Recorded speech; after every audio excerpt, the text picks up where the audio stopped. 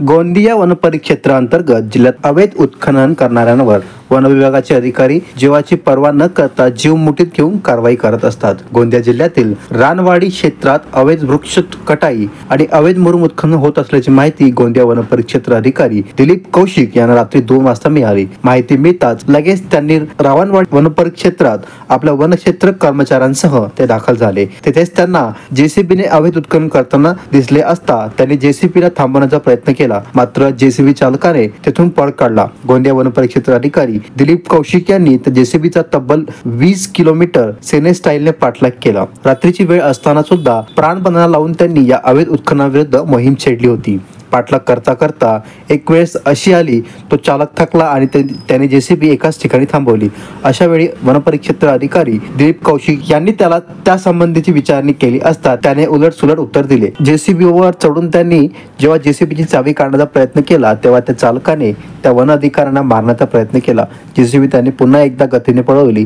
वनपरिक्षेत्र अधिकारी यांनी आपला हात जेसीबीला घट्ट पकडला, मात्र चालक आपला जीव घेऊ शकतो याचं त्यांना लक्षात आलं होतं आणि त्यांनी लगेच जेसीबी वरून उडी घेतली आणि त्या चालकाने जेसीबी चक्क झाडावर आदळली। वनपरिक्षेत्र अधिकारी दिलीप कौशिक यांना जीव मारण्याच्या उद्देशाने त्या जेसीबी चालकाने त्यांच्या अंगावर जेसीबी आणण्याचा प्रयत्न केला, मात्र दिलीप कौशिक यांच्या प्रसंगात सावधानाने ते बचावले आणि जेसीबी ताब्यात घेऊन त्यावर कारवाई करण्यात आली। वनपरिक्षेत्र अधिकारी यांच्या कार्याचे सर्वत्र कौतुक करण्यात येत आहे। दुसरीकडे अवैध उत्खनन करणाऱ्या अधिकाऱ्यांना सुद्धा नाजूमंता त्यांच्या सुद्धा प्राण घेण्याचा प्रयत्न होत असल्याचा समोर आला आहे। यावर निश्चित आळा घालण्याची अत्यंत गरज निर्माण झाली आहे। मुरुम जे उत्खनन होत आहे त्याविरुद्ध आपण कारवाई केली आहे, मात्र त्यांचं बंडखोरी फार वाढलेली आहे आणि आपल्यावर सुद्धा त्यांनी आक्रमण केलं असं बातमी मिळाली। काय सांगाल? आम्हाला बातमी मिळालेली होती रात्र 2 वाजता की वन विभागाच्या जंगलातून झाडं तोडून आणि साफसफाई करून मुरुम खोदकाम करून ते वाहतूक करत आहेत। त्यामुळे मी काही कर्मचारी घेऊन तिथे मोक्यावर गेलो। मोक्यावर गेल्यानंतर तिथून मुरुम भरलेली 2 ट्रॅक्टर होती, ती ट्रॅक्टर पळून गेली आणि जी जेसीबी होती, जेसीबी मशीनने जे खोदकाम चालू होतं ते तिथे होती। आम्ही तिथे गेल्यानंतर त्यांना थांबवलं आणि हे वन विभागाची जागा आहे, इथे खोदकाम करू नका असं सूचित केलं आणि त्याच्याकडनं त्यांना गाडी थांबवून विचारपूस करत होतो। तर अशा वेळी आमच्यावर कारवाई होईल म्हणून त्यांनी अक्षरशः माझ्या अंगावर जेसीबी मशीन घालण्याचा प्रयत्न केला। त्यानंतर मी जेसीबी थांबवण्यासाठी पुढे गेलो असता ते सरळ मला ओढत जवळपास 50 मीटर पर्यंत ओढत घेऊन गेले।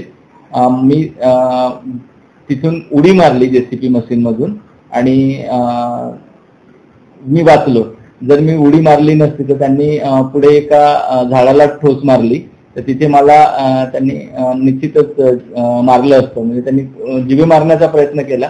आणि ही जी लोक आहेत, खास करून मुरुम उत्खनन करणारी किंवा अशा पद्धतीची जी लोक आहेत ती नेहमी गुंड प्रवृत्ती वागत असतात आणि अधिकाऱ्यांना धमकावून किंवा अधिकाऱ्यांना जीवे मारण्याची धमकी देऊन अशा पद्धतीचं कृत्य करून हे काम करण्याचा प्रयत्न करत असतात। एकंदरीत किती ज्याप्रमाणे ते धावून आले अशा वेळेस आपण आता कोणती कारवाई करतो?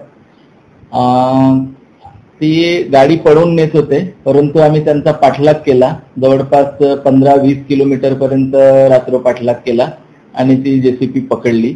त्यासाठी पोलीस विभागाची सुद्धा मदत घेतली, स्थानिक काही समाजसेवी लोक आहेत त्यांची पण मदत घेतली आणि गाडी पकडली आणि त्यानंतर त्याच्यावर वनगुन्हा जारी केला आणि वनगुन्हा जारी करून त्यांची जेसीबी मशीन जप्त करून पुढील कार्यवाही आता चालू आहे। Sunil Kawade, the sting operation news, Gondia. The sting operation news, सत्याचे दुसरे नाव, अन्यायावर लेखणीचा घाव।